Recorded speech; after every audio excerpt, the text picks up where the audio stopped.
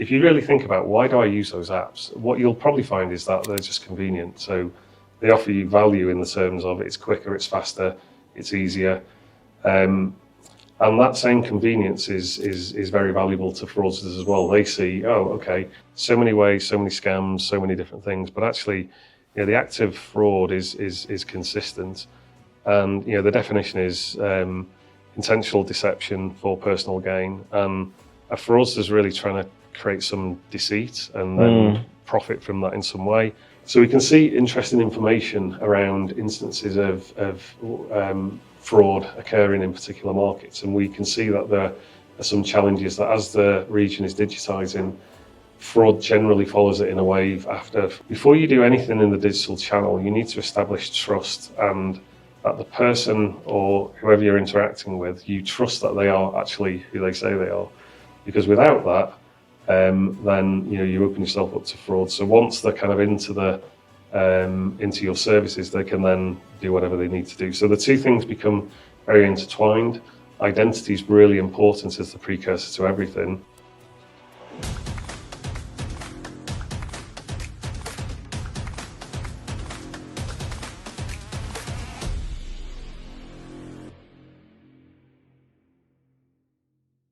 Good morning, good afternoon, and good evening, and welcome to another edition of the Pure Digital Passion Podcast with me, Moses Kemibaro. Today, my guest is John Cannon. He's the Chief Commercial Officer at Creditinfo Group, a business that has been known globally for providing credit bureau services, but are much more in terms of providing data and related services, specifically within the financial services space mostly, but also dealing with a few other sectors. And really, John brings a broad view of Creditinfo's mission and its commercial edge across the many continents where they operate. Thank you for joining us, John. Thank you. So, John, I really would like to get your backstory, a little bit of history, a bit of flavor around who you are, your background, how did you get into this space, and then we'll take it from there. Okay. Well, I mean, if you want to go right back, at heart, I always wanted to be a technologist. So I wanted to do computer science, and that was my career, that I was going to go and be a developer, and I was going to go and code. But if you can think back that far, before the internet really existed, so when I was going to college, you and I are in the same sort of age group.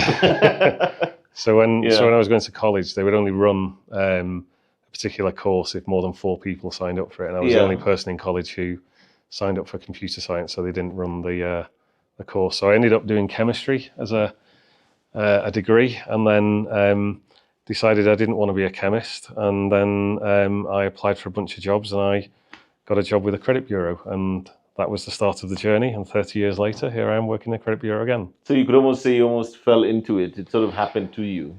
Yeah, I think it was my time at university just told me that I didn't really want to do chemistry. I didn't want to work in a lab, so I wanted to do something else. And so then when it was around about the time when sort of the internet and data and the power of that was really sort of coming to fore, that's what attracted me into it. And there's that convergence with an interest with the internet and also now this credit space. Again, it's still quite a unique, career option, I would imagine, in the sense that on the face of it, it's something that many people might not see as being obvious. But was there something that really appealed to you about the credit space even at that point?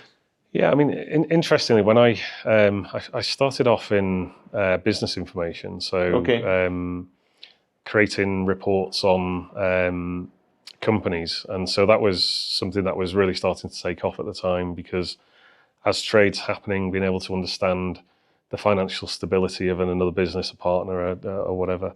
And whilst on that journey, if I go back as far as 2003, I think it was, the kind of money laundering regulations were first coming into the sort of Europe, the money laundering directive, and actually that was something that really interested me. So I kind of got involved in actually as they were sort of interpreting the regulations into the UK market, and then from there sort of looked at how we could build identity services. So I actually built first identity service I was involved in probably back around about 2005. So.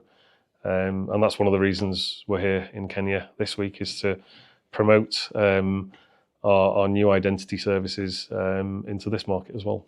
Okay, we'll come back to a bit more detail on that, but I'd also like to understand a little bit more about your background. I know you worked at really significant organizations in this space like TransUnion, which we know of, Yep. Equifax, and of course now Creditinfo.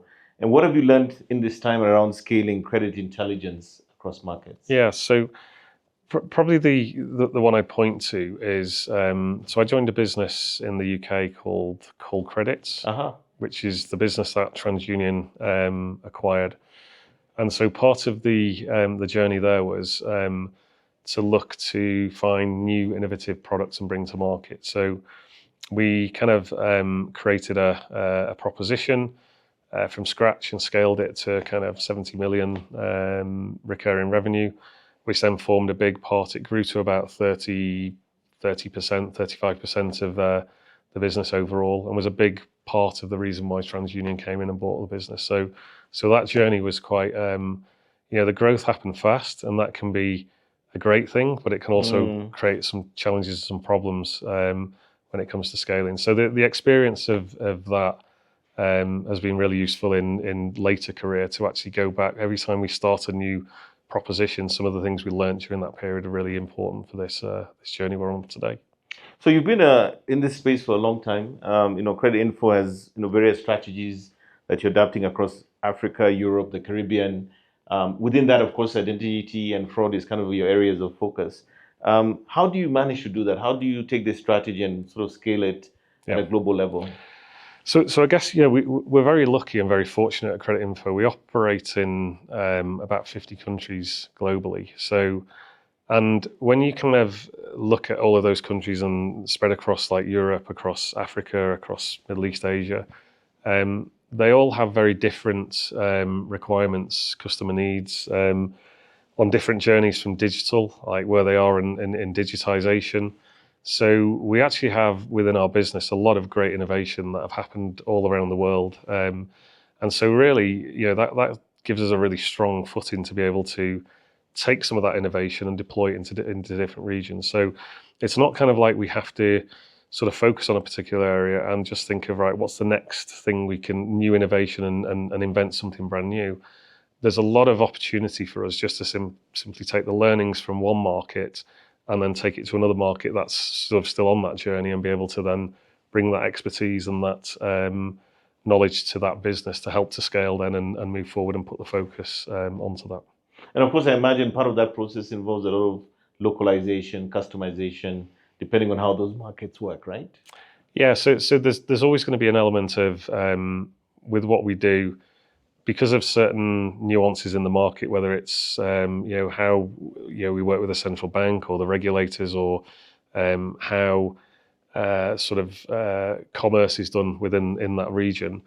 But there's also a lot of things that translate very well at a global level. So from my perspective, at a group level, I'm really keen to reuse capability and things we build where we can create this and then deploy it into multiple regions in one go, as opposed to a scenario where we might build something for this region over here and then we build the same thing separately over here. It's not very efficient to do it in that way. So there are always going to be things that are regional, but with a global kind of platform where we deploy the things. So that's brilliant. So what that means is that at inception, you already are sort of thinking about how does this translate into other use cases for other markets, correct? Yes, absolutely. So, I mean, we today we operate, and again, over the last year since I joined, we've moved towards sort of having 5 kind of vertical pillars of our business, which we group all of our products and solutions into.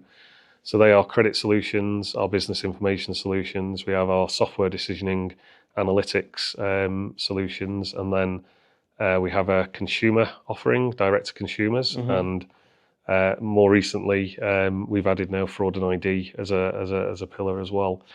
And so we build capability, and from a group perspective, I don't mind whether a region takes the lead on it or whether we build it at a group level, or quite often it's a hybrid, a combination of both, as long as it's done in such a way that it can be reused in other regions. So there would have been a time in the past where a region in the business may have built something and we're only really thinking about how we sell that into that region.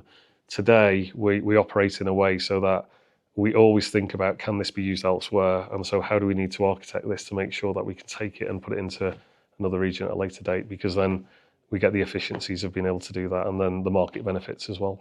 Excellent. So I'd like to switch gears and talk a little bit about data, identity, and trust. And I think that's really a key part of your focus at Creditinfo. How are identity verification and fraud prevention intertwined in today's credit ecosystem? Yeah, so look, I mean, fraud is, the act of fraud. I mean, there's so many different use cases, so many ways, so many scams, so many different things. But actually, the act of fraud is consistent, and the definition is intentional deception for personal gain, and a fraudster is really trying to create some deceit and then profit from that in some way. That usually means cash, money, or something of value they can convert into cash. So what you've seen in recent years is we've had this kind of all around the world, we've had this sort of adoption of digital services and this shift to digital. And so the reason for that is, if you think of why like digital is so valuable to us as consumers, you only have to think about like the top 5 apps you use on your phone. And if you really think about why do I use those apps, what you'll probably find is that they're just convenient. So they offer you value in the terms of it's quicker, it's faster, it's easier. And that same convenience is very valuable to fraudsters as well. They see, oh, okay, 20 years ago, if I wanted to commit fraud, I might have to walk into a bank and pretend to be someone else. And only a certain type of person would feel confident enough to go and try and do that. Whereas today in the digital channel, well, I don't have to do that. I can sit in a room at home behind a keyboard. I'm disassociating myself with it. So the very nature of that opens fraud up as it's attractive to a wider audience. So with a digital channel, so the point about sort of the link between fraud and identity, before you do anything in the digital channel, you need to establish trust and that the person or whoever you're interacting with, you trust that they are actually who they say they are. Because without that, then you open yourself up to fraud. So once they're kind of into your services, they can then do whatever they need to do. So the two things become very intertwined. Identity is really important as the precursor to everything. And if you don't get that right, then you'll suffer from fraud around identity theft, etc. Wow. And then what about the role of mobile networks and fintechs, especially in serving the underserved or the unbanked? And then in the context of what Creditinfo does? Because of course, when you look at the dynamics of markets like Kenya, mobile is incredibly important as a touch point. It's where a lot of our interactions and of course mobile money vis-a-vis, Safaricom's M-Pesa is dominant. What are you seeing there, and how does Creditinfo play into that space? Yeah, it's really important, and you touched on the point there that if you were to sort of in some of the regions we operate in, Kenya would be one such one. In fact, most places, far more people own a mobile phone than will have a bank account, for example. Exactly.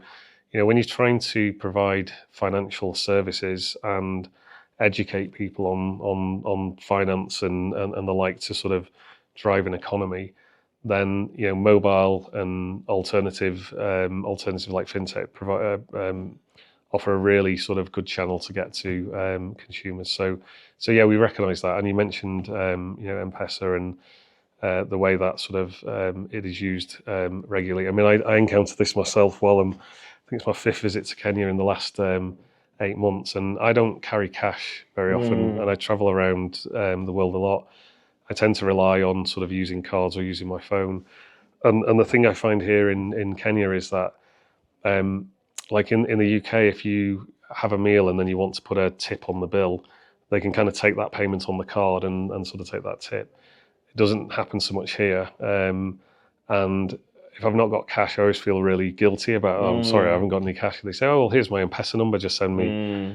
I can't actually get an M-Pesa because I'm not a Kenyan citizen. So that's another thing, which I think you can actually. I actually think you can. It's something they're just bringing in. So I actually met with Satoya, CEO of M-Pesa, and I raised this with him. He said it's something they are going to bring in for non-residents to be able to do that. Non-residents can't have it. So because I'm not a citizen of Kenya, I can't use M-Pesa today, but that's something they're going to look to do. So then I'll have no excuses for not tipping anymore. Because I feel like, when you think about how the financial services, let me call it specifically digital financial services, the ecosystem works within this market. Because we all know that in Kenya, cash is still bigger, much bigger than digital. It just seems to be the operating system, so to speak, because any kind of restaurant, any kind of service you need in this country, you will find that M-Pesa will be one of the ways you can pay. Yeah. You know, and that I Yeah. think is quite unique in one sense, but sometimes a bit of a hindrance for people who might not be domiciled here. Yeah. You know.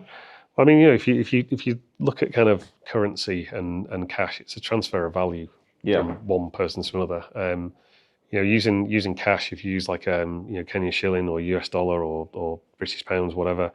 If I sort of give you a $10 bill, then you'll accept that that is worth $10, and you can exchange it for goods to the value of $10 because it's accepted, and everybody globally accepts that it's got that transfer of value. And so digitally, it's really sort of just, it's providing the confidence and trust to be able to make that same level of transfer of value just without the cash in your hand. But what it does is it opens up so much more. So, you know, the mobile apps and the engagement from consumers into that sort of space mean that you can start to deliver other services alongside it. And things like, you know, you've seen across the European markets, things like buy now, pay later have been, so wrapping in credit services alongside sort of payments have become quite seamless now. So coming back to maybe Creditinfo as an organization, thinking about innovation, vision, growth, you know, what are the things that you think separate you from others operating in some of the areas where you operate as a group? Yeah. So we have a fairly unique sort of advantage in terms of the regions we operate in. So here in Africa, we operate in 25 countries in Africa, and that gives us real insight and understanding of the market. And it, not just sort of operating, but we have presence in the market as well. So we have people on the ground who are kind of talking to our customers, understanding those needs. So we get much sort of a deeper understanding and ability to build relationships personally with our customers, which I think is, you know, really important from what I've seen here in my time in the various Africa regions. That's held really highly. So rather than us being kind of like a, you know, a global corporation that are not sort of here in presence and sort of selling sort of digitally or whatever, then having that gives us a real advantage. But again, you know, the breadth of our geographic coverage, we see things that are becoming very sought after in other regions that will eventually see transfer into other regions. So the example I would use would be, you know, ESG has been kind of like a topic that's come up quite a lot in some of our sort of European regions. As a result, we built a capability in our Iceland business, and at the moment we are investing to transfer that into some of our other European markets because there's demand for it. And in the conversations we've had here in Kenya, every bank we've talked to, ESG is something that they're kind of looking at and thinking about. But not quite at the point where they maybe want to sort of start taking this on right now, but from next year, there's going to be some guidance. And so it gives us that advantage that we've built something somewhere else. We can now just bring it and start to embed it into another market. And of course, by then you have the learnings, the best practices, and you can almost lead the way in terms of how this should be done, right? Yeah, and also we invest in people. So bringing in people who really understand the topic and really immerse themselves and become kind of like real experts who will then speak at events and really kind of understand what's going on. We can then bring those people into these markets to help to guide people as to, look, this is what it means, and this is how you can kind of adapt to kind of take advantage of the value it'll deliver to you. And even like where we are right now, which is your office in Nairobi, I mean, you've got a substantial setup here, you've got a good number of people. So I think probably the fact that you have this local team that can kind of bring the insights, bring the perspectives, so that as you're rolling out product, presumably they're able to sort of guide that process, ensuring that it meets the needs of the local customer, right? Yeah, absolutely. So we have the local team that will have build the relationships with our customers, and then at a group level we have people who have expertise on particular, whether it's a market or a product, who will then support. So, you know, while we're here this week to launch our new fraud and ID proposition, so Rob, who I think you're going to meet shortly, is with us today. So he's in market. Equally, you know, when we're sort of promoting some things around software or business information, the relevant experts will come in and work alongside the local team in order to make sure we've got that complete coverage, the market understanding, the understanding of the customer and the relationship, plus the expertise around the products and solutions working alongside. Fantastic. So maybe we can talk a little bit about this identity and fraud product that you're launching today. Yep. What is it? How does it work? Why Kenya first? Yeah, so I guess Creditinfo globally are probably most known first and foremost as being a credit bureau. That's what most of our markets people will know us as. So when I joined the business, it's nearly a year ago now. We had a kind of vision in terms of there are some parts or some things, some areas that we have an opportunity to sort of innovate in, and fraud and identity was one of those. So again, with my background, I've kind of seen how the difference that these types of solutions can make and how they can kind of be adopted and drive real value. So we kind of carried out a whole bunch of research across all of our regions that we operate in to understand where were the areas that we should sort of focus in terms of. So what we're actually building is actually going to be rolled out across all of our regions. We are launching here in Kenya because the first region that we have included the eKYC elements is here in Kenya today, but then closely follow will be our other East Africa regions and then out beyond there. And I think some of that is to do with we're in a fortunate position. We can run insights or analytics to drive insights on our own data. So we can see interesting information around instances of fraud occurring in particular markets. And we can see that there are some challenges that as the region is digitizing, fraud generally follows it in a wave after, from what I was talking about earlier. So we can kind of see on our data things like, when an identity is in a single day, many times appearing across our customers, applying for things which doesn't look right. Seeing somebody applying for a loan 2 or 3 times in a day may not be unusual, but seeing that 100 times in a day, something not right. So we've got a lot of insight from our own data. We can also see things like, when loans go into default with a payment never being made. Well, why would that? It could be a credit reason, but very often it's either first-party fraud, so the individual never intended to pay back, or it's identity theft. So somebody else used their identity to apply for it, and then the person doesn't know anything about it until the bank kind of asks them for payment. So we can see that information, and that helps to drive sort of some of the insight around where we think the products will sort of deliver the most value from day one. Fantastic. And in terms of, when you look at this product and what it brings to the market, is it exceptionally different to what we've had all along? Does it sort of essentially change the game, as it were, around identity and fraud? Yeah, so I believe it does. And the reason for that is there's capability that's out there, and you find this in all global markets, and the way identity is addressed digitally varies across different regions for a whole host of different reasons. But here in this market, there is capability today, and there's things like national ID number checks, there's tax checks, etc. But our approach is really to layer a whole bunch of capability in a single API call. So for the first time, we're bringing all of this stuff together, combining it with the insights we have on the bureau data, and using best-of-breed third-party technology to deliver signals and risk signals into one place. So, from a customer perspective, it kind of means that at whichever point during an engagement with a consumer, if you need to get trust and establish whether the identity is real, person owns the identity, if there's anything fraudulent around this, it can be a simple single call, sub-second, and you get all of this information back to drive then what you do next. So in that respect, there's the uniqueness. Individual elements of it, some of those exist today and they will be being used, but bringing it all together in this layered approach is something that's fairly unique in the market. So there's something you just said. I don't know whether the audience or anyone technical would probably appreciate this. The fact that it's a single API interface allowing you to access a host of various identity and fraud technologies with the third parties that allow then this single connection can do a multitude of things. Is that also, correct me if I'm wrong, but that sounds pretty impressive. Yeah, it is. And I think what's even better from our perspective is that the platform that we have built and enabled this capability in is quite often it's already deployed in a lot of our customers. So Okay. it also runs our sort of software decisioning capability. It's a platform called IDM, and it can be used for a full-blown credit decisioning service with scoring, etc., orchestration.